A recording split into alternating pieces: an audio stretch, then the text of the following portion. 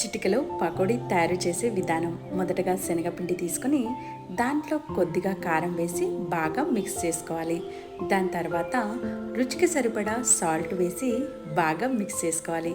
దాని తర్వాత కట్ చేసి ఉన్న ఆనియన్స్ మరియు కరివేపాకు కూడా వేసి బాగా మిక్స్ చేసుకోవాలి. దాని తర్వాత కొద్దిగా వాము వేసుకొని బాగా మిక్స్ చేసుకోవాలి. ఈ వాము ఎందుకంటే కడుపు ఉబ్బరం అవ్వకుండా ఉండటానికి. దాని తర్వాత ఇలా మిక్స్ చేసుకున్న మిశ్రమాన్ని కొద్దిగా వాటర్ పోస్తూ ఇలా జారుడుగా కలుపుకోవాలి. దాని తర్వాత బాగా వేడెక్కిన ఆయిల్లో ఈ మిశ్రమాన్ని వేసుకుంటే పకోడీలు రెడీ అవుతాయి.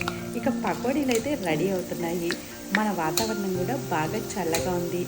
వేడిగా మనము పకోడీలు తినేద్దాం మరి. ఇలా పకోడీలు రెడీ అయిపోయాయి.